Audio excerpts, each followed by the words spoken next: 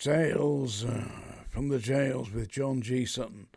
Do please like and subscribe, because as daft as it may seem, when you like this, if it gets more likes, then YouTube channel, they boost it up, so we get more viewers. We get more attention, we get the message out there. I'm going to talk today about a film called A Clockwork Orange, and the source of the film, Clockwork Orange, which it was written by Anthony Burgess, I believe, and filmed by, I think in 1973 or 72, by Stanley Kubrick. But when I was at Wormwood Scrubs in 1975, exactly the same kind of modus operandi was in operation in the Scrubs. I was at the early stage of my career then. It was 1975, and let me show you a picture of what I looked like in 1975. There you are. That was me in 1975. Yeah, that's my book, by the way. You can get it on Amazon. Yeah, so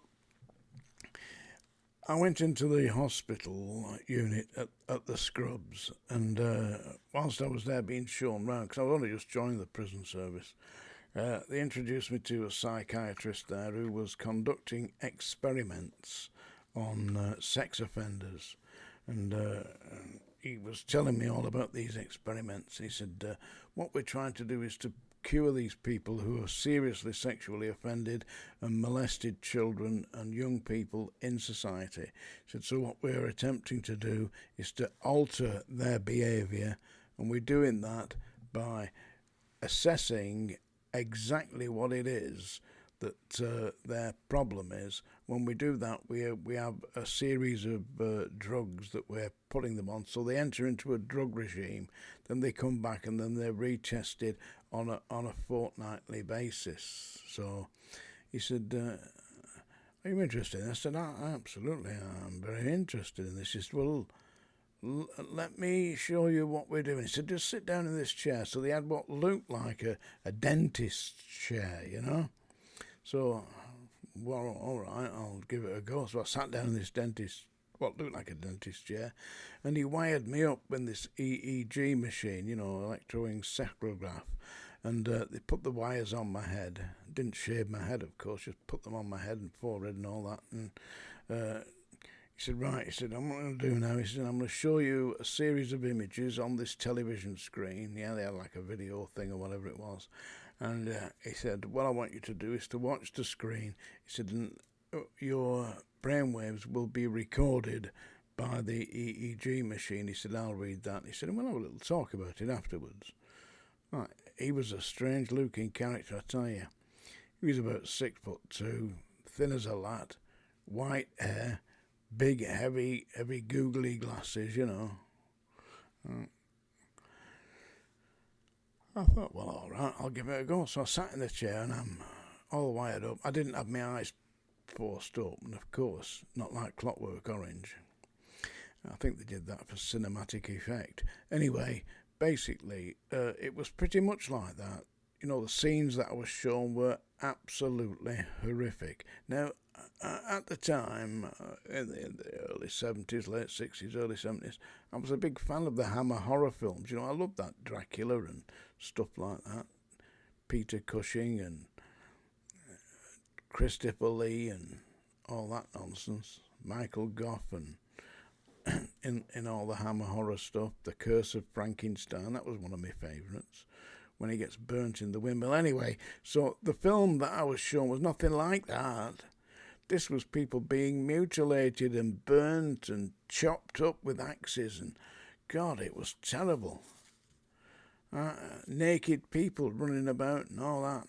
Anyway, at the end of all this, about 10 minutes, you know, it was long enough for me, believe me. Anyway, at the end of all this, the guy took all the wires off. He said, right, he said, thank you very much, John. He said, you've been very good there. He said, I'm going to read the EEG results now. He said, and we'll have a little word about this in a minute. So I said, good, now get on with it, you know. So a couple of minutes later, he said, I've had a look at your EEG results. He said, said, have you ever thought that you might be homosexual? I thought, as a matter of fact, I haven't, and I'm getting out of here quick. He was a weird-looking guy, him. I'm not going to let him get my hands on me. So, thank you. Oh, no, I am. Thank you very much. I enjoyed that. Bye. Off. See, what they were doing, well, they were giving they had drug regimes for the different inmates. And some of them were reacting to these in a quite negative manner. One of them exploded in weight and grew female breasts. God knows what they were giving him. Another one of them, it drove him quite crazy, the idea of all this. And he got a razor blade and removed his wedding tattle, his honeymoon equipment, chopped it off and flushed it down the drain. The bog, gone. Hey, they had to rush him away with a big pad of cotton wool rammed up round his crotch where he's ripped his equipment off. I mean, I know that a lot of people say that sex offenders should be emasculated. That's the technical term for removing wedding equipment, by the way. And unless you've seen it, you wouldn't say it, believe me. Anyway, so that's my little chat on A Clockwork Orange, based on actual facts happening in the British prison service. I don't believe they do it now, but they certainly did. Another little fact about Wormwood Scrubs. You ever heard that children's song? Cut it long, cut it short, cut it with a knife and fork, about cutting your hair, yeah? Well, that's what they used to do at the Scrubs. When prisoners came in with long hair, they used to snatch them. They had big buggers in the reception area. Take them into a room. They got a fork, stuck it into the hair, turned it round, and with a knife, cut it off. It came out looking like bald head, bit of bald head, bit of thinking, you didn't mess about in them days. I mean, you wouldn't get the whole Hostess Brigade doing that today, would you? Anyway, I'm going to recite you a poem now. I was going to sing it to you, but I thought I'd better not. People object, but I better ring the ding-dong-dinger anyway, ain't I? That's just a warning sound, yeah. Here we go. This is by Robbie Burns, or Robert Burns. And go on, this is especially for Paula 1L in Scotland. She's in Glasgow. I belong to Glasgow, dear old Glasgow town. But there's something the matter with Glasgow, 'cause it's going round and round. Yep, I was in Glasgow 50 years ago, and the pubs shut at 10 o'clock at night. Then they changed now. They actually stay open to a reasonable time. But them days they shut at 10 o'clock at night.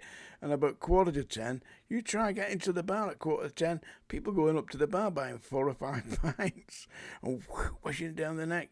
So about 10:30, when they threw them all out, the streets were full of drunken bloody Glaswegians.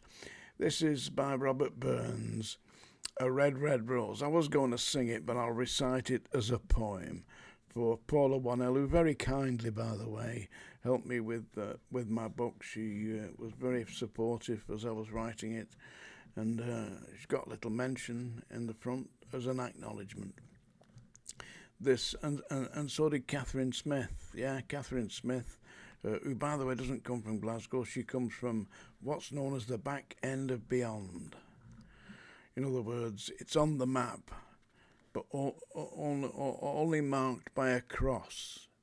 X marks the spot. That's where Catherine Smith lives. Oh, my love is like a red, red rose that's newly sprung in June. Oh, my love's like the melody that's sweetly played in tune. As fair art thou, my bonny lass, so deep in love am I, and I will love thee still, my dear, till all the seas gang dry. Till all the seas gang dry, my dear, and the rocks melt with the sun, I will love thee still, my dear, while the sands of life shall run. and fare thee weel, my only love, and fare thee weel a while, and I will come again, my love, though it were 10,000 mile. A Red, Red Rose by Robbie Burns. That's Tales from the Jails today. As I said, do please like and subscribe because it really, really helps. Thank you very much.